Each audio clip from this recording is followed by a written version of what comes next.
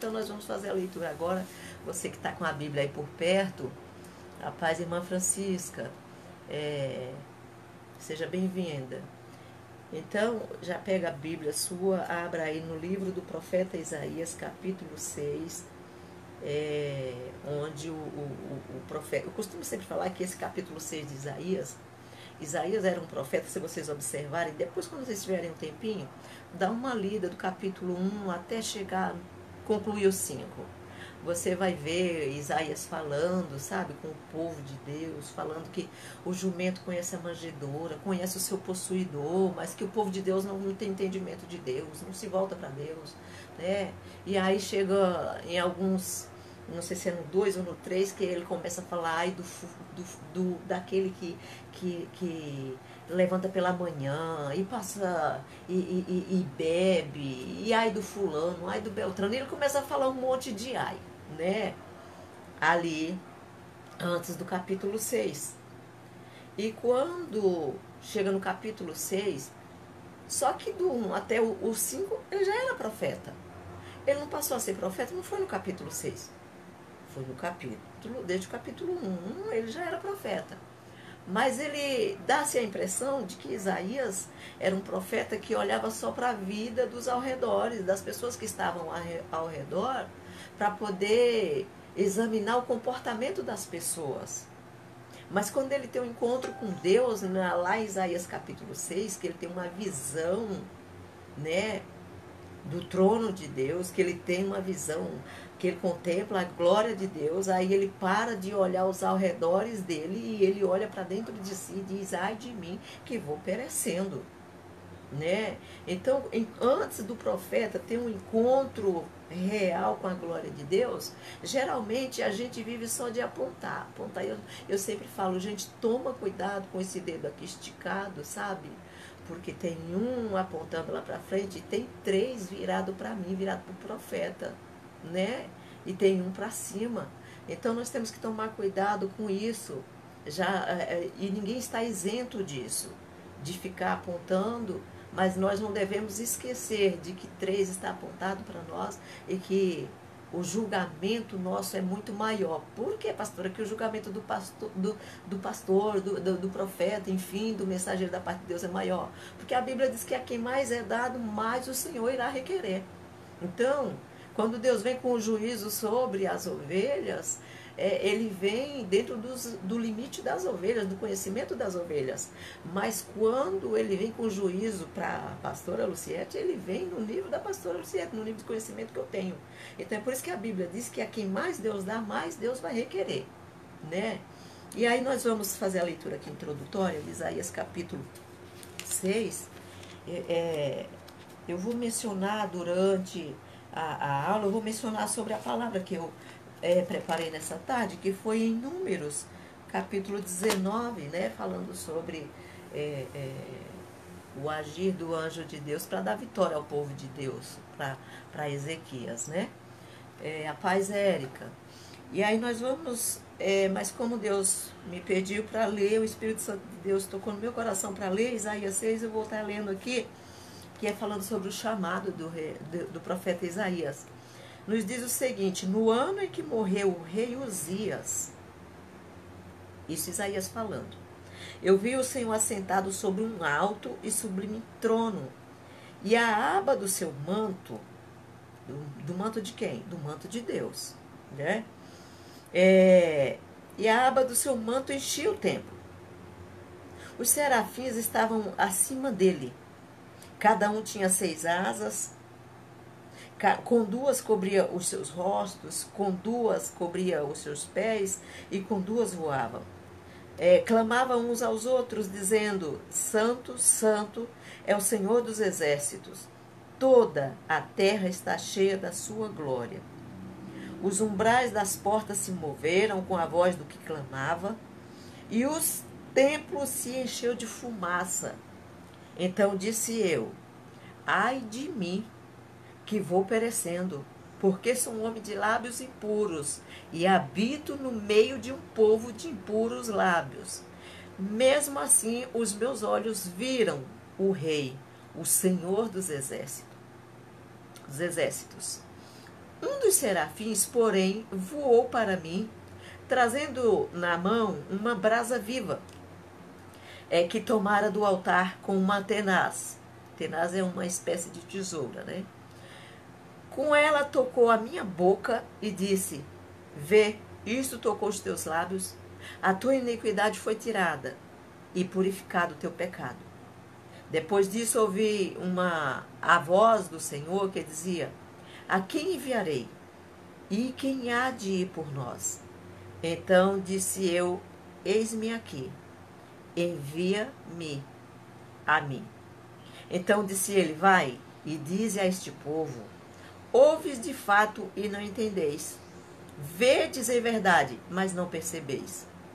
Torna insensível o coração desse povo, endurece-lhe os ouvidos e fecha-lhe os olhos para que não venha ele a ver com os seus olhos e a ouvir com os seus ouvidos e a atender com o seu coração e a converter-se para que seja sarado. Glória a Deus.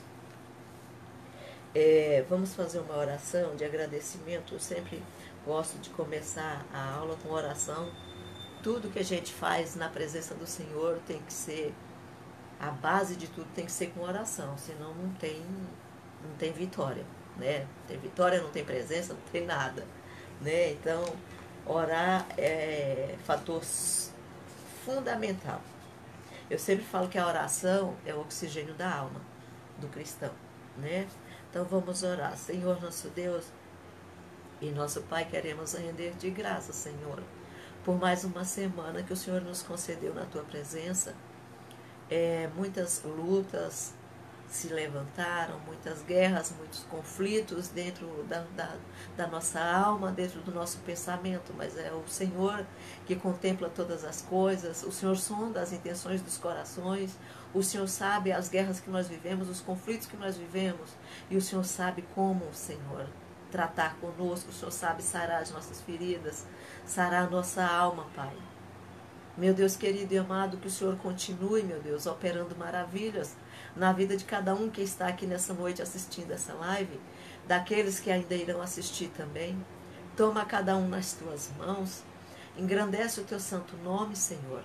O Senhor é um Deus que está acima de tudo e de todos, não há nada impossível para ti, e eu sei que cada um que está assistindo, e até mesmo aqueles que ainda irão assistir, tem algo pendente diante do Senhor que coloca eles de joelhos na tua presença, preocupado, clamando a ti em prol disso. Então eu quero te pedir, o Senhor que sonda os corações e a mente, o Senhor sabe qual é a área necessitada de cada um. Eu quero te pedir, Pai, que o Senhor vá de encontro à área, Senhor, espiritual de cada um. Que o Senhor vai de encontro à área psicológica, o emocional, familiar, espiritual, ministerial, a saúde física, Senhor. Toma nas tuas mãos. Opera maravilhas, meu Deus. Repreende tudo aquilo, Senhor, que se levanta contra o teu povo, que está assistindo, que ainda irão assistir. Repreende porque o Senhor tem o poder para isso. Meu Deus querido e amado, que o Senhor venha blindar o teu povo do alto da cabeça até a planta dos pés. Pois quando a blindagem vem do céu, não há seta do maligno, Senhor, que venha nos atingir, porque a blindagem é do céu.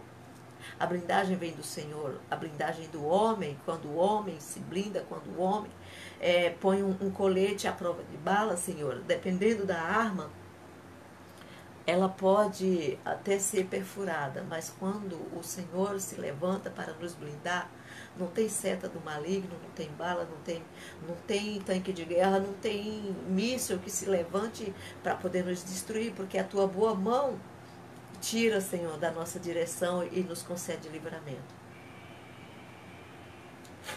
Pai querido e amado, eu me coloco nas tuas mãos nessa noite, que o Senhor venha me usar conforme a tua vontade e o teu querer, Senhor, para comunicar a tua mensagem, aquilo que o Senhor quer falar com o teu povo. Pai de amor e de bondade, nós somos falhos, Senhor, mas o Senhor é um Deus perfeito.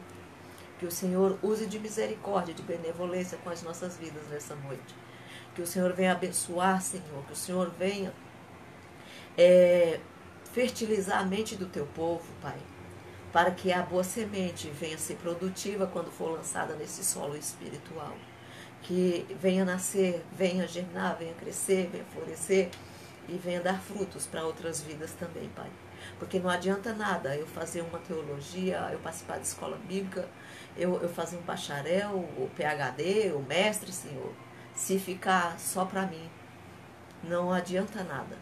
Mas quando nós fazemos para compartilhar com os nossos amados, com o nosso próximo que precisa de salvação, que precisa de conhecimento na Tua presença, Senhor, isso é agradável diante de Ti. Então que nós venhamos aprender um pouquinho mais de Ti nessa noite, para que nós possamos ensinar outras pessoas, Pai. Porque eu não posso alcançar todo mundo, mas o Senhor pode por meio das vidas que estão assistindo, Senhor, e daqueles que irão assistir. Toma cada um nas tuas mãos, glorifica e exalta o teu santo nome, em o nome do Senhor Jesus. E eu já quero te agradecer, porque eu sei que o Senhor é poderoso para fazer muito mais além daquilo que eu preciso e que os teus filhos precisam, as tuas filhas precisam, que estão do outro lado da transmissão. O Senhor é poderoso para fazer muito mais além daquilo que nós imaginamos, muito mais além daquilo que nós pedimos. Eu quero render-te graças em nome de Jesus. Amém. Como nós lemos aqui no livro do profeta Isaías, né, nós vimos que o profeta Isaías ele já era profeta. E o que eu acho interessante é que o fato de Deus ter escolhido a gente como profeta não quer dizer que a gente já teve um encontro com ele. Como eu acabei de falar para vocês ainda há pouco, que Isaías ele já era profeta, mas ele só sabia olhar os arredores e apontar a vida dos outros. Mas quando a gente tem um encontro com Deus, a paz, irmã Kel, que Deus te abençoe, meu amor, saudade de ti. Então, quando a gente tem um encontro com Deus, a gente percebe que o maior pecador somos nós na presença do Senhor, né? E às vezes a gente passa por momentos nas nossas vidas que nos faz ainda voltar ao velho homem e começar a olhar os arredores e ver as falhas dos outros, mas de repente o Espírito Santo ele nos toca no nosso coração e diz: ei, acorda, olha primeiro para ti. Lá o apóstolo Paulo falando na primeira carta aos Coríntios, capítulo 11, referente à Santa Ceia, né? Inclusive amanhã nós vamos participar da Ceia do Senhor, e ele diz o seguinte, para que nós examinemos a nós mesmos. A paz, Ju, Deus te abençoe. Então ele manda que nós examinemos a nós mesmos. A palavra de Deus não manda a gente examinar a vida dos outros. A palavra de Deus manda a gente examinar nós mesmos, porque cada um de nós iremos dar conta de nós mesmos diante do Senhor. Nós ficamos muito preocupados com a vida alheia e parece que a gente vai dar conta da vida dos outros. Pastor, sim, porque a Bíblia diz que nós iremos dar conta das ovelhas que Ele colocou sobre a nossa responsabilidade. Então nós, como pastores, vamos apresentar rebanho sim, vida sim, na presença do Senhor. E ai de nós se não pastorear da forma que Ele quer, conforme a vontade dEle, né? Mas, no geral, em si, Deus quer que nós olhemos para dentro de nós, examinemos a nós mesmos para poder participar, no caso lá em Corinto, participar da ceia do Senhor, né? E não ficar examinando a vida do nosso irmão só porque nós sabemos alguma coisa sobre a vida dele ou sobre a vida dela, né? Mas, enfim, nós vamos ver aqui a palavra introdutória do profeta Isaías, nos lembrando aqui sobre o chamado do profeta Isaías, que o rei Uzias morreu. Segundo os teólogos, o rei Uzias tinha um grau de parentesco com Isaías e muitos atribuem que o profeta Isaías não... né, mas daí são conjecturas, né? Achismo de estudiosos, né? Eles conjecturam que talvez o profeta Isaías não tinha se posicionado diante de Deus porque ele era um profeta da elite, da corte, né? De uma certa forma vivia muito bem, obrigado, né? Ali amparado pelo rei, enfim, pelo pessoal da corte. Mas a Bíblia vem mencionando por qual motivo. A Bíblia não me dá respaldo, dizendo que foi quando o rei Uzias morreu, né? Que eu não sei se no momento da angústia, da tristeza de ter perdido o rei, enfim, E de repente, porque Salomão diz que na casa de luto é muito melhor a gente estar na casa do luto do que estar na casa onde há banquete. Então, por quê? Porque na casa onde há luto, a gente vai ali e a gente vê qual é o fim de todo ser humano. Todo mundo no velório para pensar na vida eterna, todo mundo dá um jeitinho de aprumar a sua vida para poder ter uma vida eterna com Deus. Então, vamos dizer que Isaías estava angustiado, não que a Bíblia diz isso. Mas vamos conjecturar aqui que Isaías poderia estar triste por ter perdido lá o rei, o seu parente, e aí ele vai até o templo. E quando ele chega lá no templo, nós lemos aqui que ele tem uma visão, né?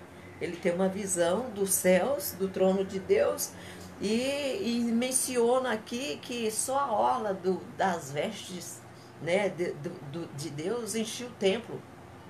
Imagina as vestes totalmente, né?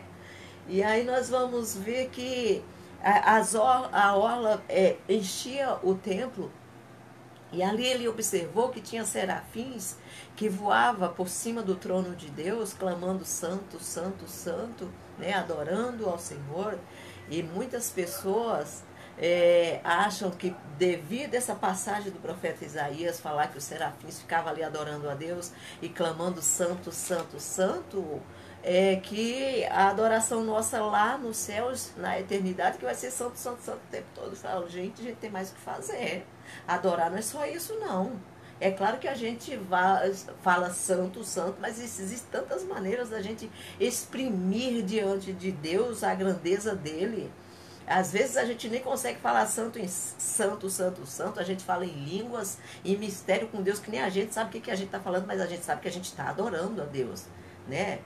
A gente sabe que a gente está adorando a Deus, e a presença de Deus é assim tremenda quando a gente chega a esse ponto de experimentar a presença de Deus, a glória de Deus, né? E aí nós vamos observar que esses serafins, eles adoravam a Deus. E a Bíblia diz que eles tinham 6 asas, né? É melhor a gente não pensar, montar o cenário aqui desse ser com 6 asas, né? Com 2 cobriu o rosto, com 2 eles cobriu os pés, e com 2 eles voavam, né? E muitos até faz uma aplicação sobre o reverenciar diante de Deus desses serafins, né?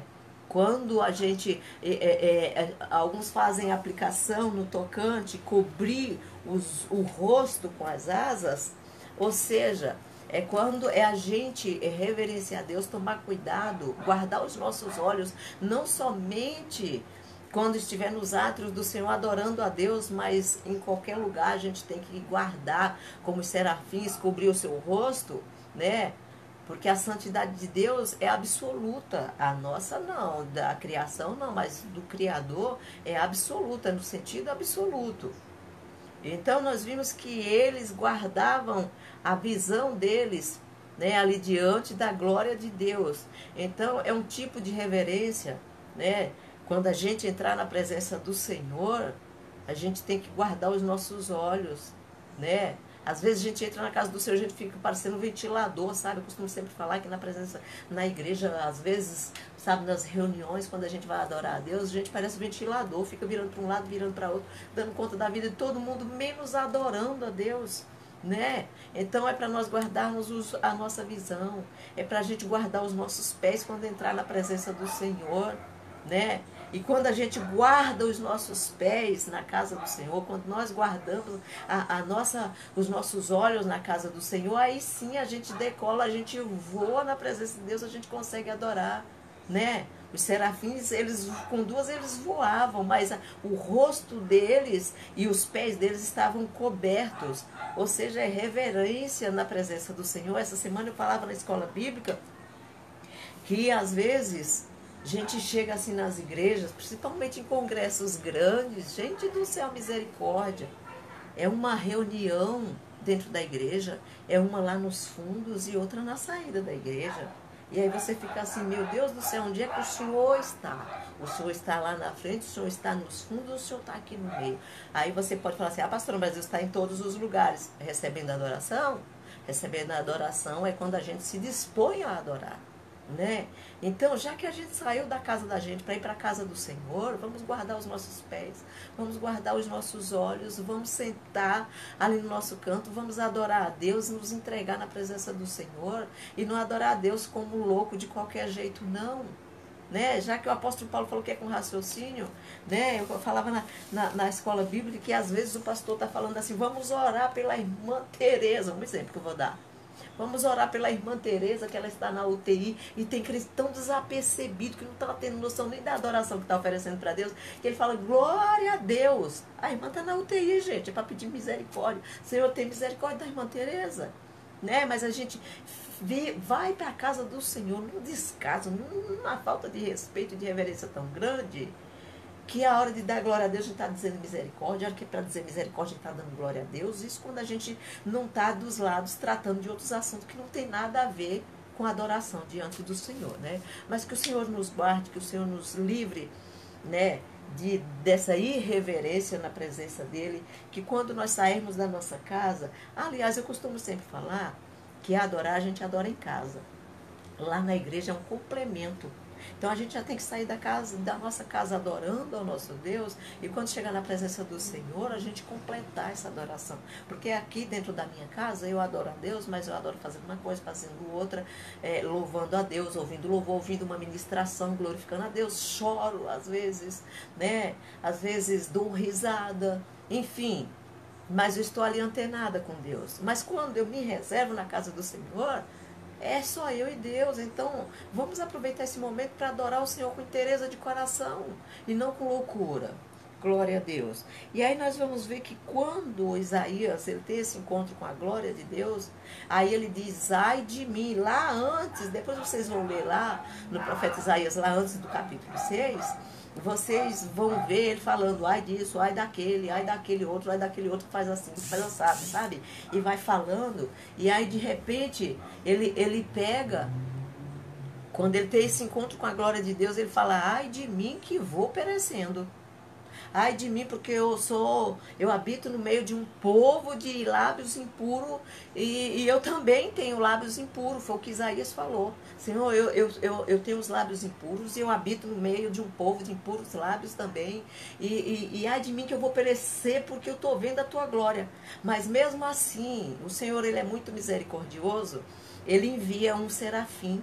O serafim vem com uma espécie de tesoura, sabe? Ele pega a brasa do altar lá, sabe? Do trono de Deus. E ele traz, e com aquela brasa, ele não tocou na coxa, porque o problema não era na coxa de Isaías. Também não foi no ombro, também não foi no peito, também não foi na mão.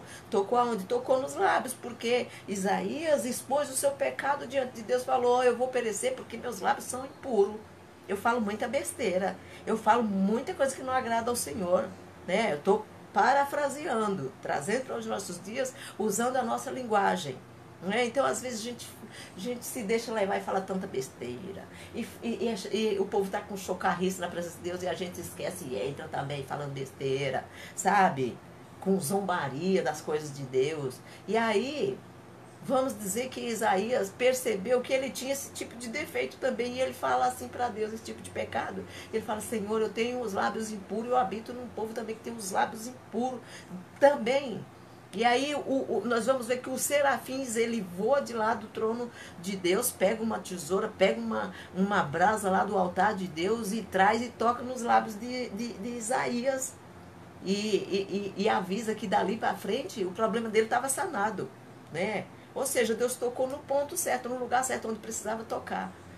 Eu tenho o meu ponto fraco que eu preciso sempre estar pedindo para Deus me ajudar a policiar. Ou seja, colocar o domínio próprio na minha vida, me ensinar a ter domínio próprio para poder não falar mais do que deve, não falar o que não deve, julgar a vida dos outros. Isso é terrível. Quando a gente volta, sai da carne, que volta para o Espírito, a gente fica com vergonha de Deus, de tanta besteira que a gente fala, do que a gente faz, né? Enfim, das nossas atitudes na presença do Senhor. Mas que nessa noite o Senhor vem de encontro com a nossa necessidade espiritual. Senhor, tem misericórdia de mim, você pode falar. Senhor, tem misericórdia de mim. O problema de Isaías era nos lábios, Senhor. Mas meu Deus do céu, o Senhor sabe qual é o meu ponto fraco, meu Deus. Lá no mundo eu era assim, e lá no mundo eu era assado. Então, Deus, eu vim para aqui, para a tua presença, mas de vez em quando ele tem uma vontade para lá, Senhor. Né? Às vezes é o alcoolismo, às vezes é o espírito de prostituição, às vezes é a dependência química, às vezes é a mentira, às vezes é a fofoca, né? Às vezes é julgar demais a vida, julgar a vida dos outros. Independente de ser de mais ou de ser de menos, é julgamento. E a gente não pode. Né? Então, cada um tem um ponto fraco na sua vida que precisa de conserto diante de Deus. Então, faça como Isaías. Né? Senhor, meu problema está nos meus lábios. Então, toca nos meus lábios com a tenaz, né? Com a tesoura de Deus. Pega lá uma brasa, toca nos meus lábios. Senhor, é os meus pensamentos que são impuros, Deus. Eu olho para o fulano, para o Beltrano, é assim, ó. Quando eu penso que não, eu já estou fazendo julgamento da vida do meu irmão. Misericórdia, toca aqui na minha mente, muda aqui o negócio. Porque cada um tem um ponto fraco diante de Deus. Porque se não, ninguém tivesse, já estava tudo lá em cima. Com certeza eu já teria recolhido, né? Mas o apóstolo Paulo fala que enquanto a gente estiver aqui, ó, nesse corpo, nós vamos passar por situações constrangedoras diante de Deus, que às vezes nós vamos ficar até envergonhados de orar diante do Senhor. Mas enfim, é isso. Foi essa palavra que Deus nos deu.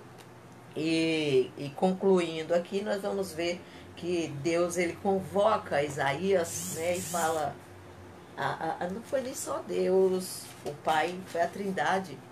Ele pergunta: quem enviarei e quem há de ir por nós? Então, quem era que Deus estava falando ali, esse nós? Porque ele estava falando no plural. Era Deus que estava falando, mas ele estava falando em nome de mais pessoas.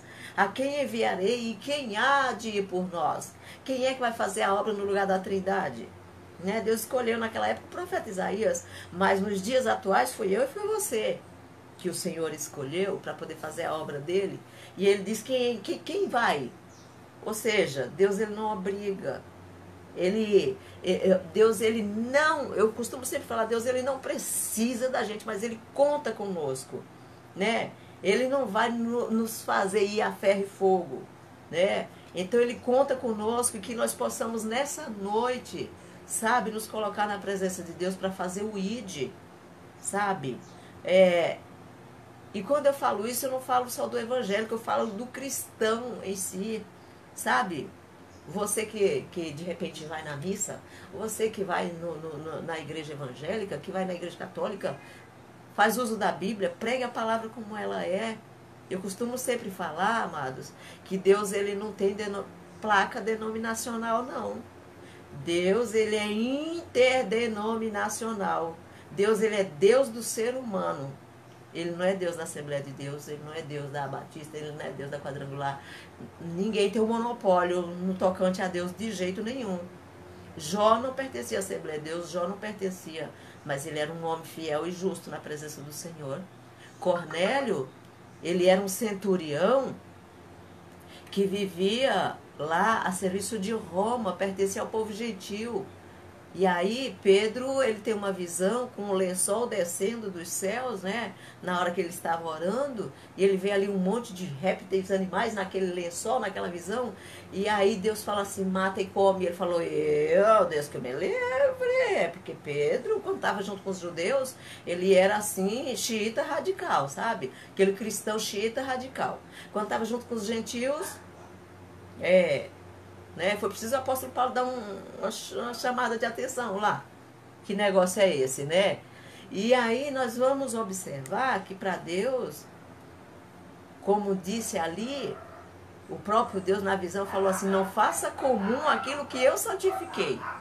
Então às vezes a gente está na presença de Deus parecendo xiita radical e a gente quer menosprezar os nossos irmãos que tem relacionamento com Deus, mas porque não participa, não está na mesma denominação que nós nos achamos mais santos do que eles. E não, Deus, ele não é Deus denominacional, ele é um Deus do ser humano. Todo ser humano que se aproximar de Deus para se relacionar com Deus, Deus, ele é Deus de todos. Amém? Glória a Deus. Então vamos entrar aqui no nosso assunto, né, no nosso estudo.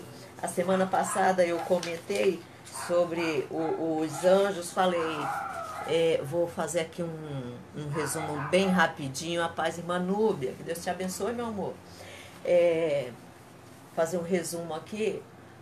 A semana passada eu falei sobre a época da criação dos anjos, que às vezes as pessoas perguntam, pastora, quando foi que os anjos foram criados? Certamente foi quando os céus foram criados. Porque a Bíblia diz que Deus criou o céu com os seus exércitos e criou a terra com os seus exércitos também. E ele deu ordem para que a terra produzisse, e ele deu ordem para que o mar produzisse, e assim foi feito. Então, os anjos foram criados provavelmente quando os céus foram criados, né?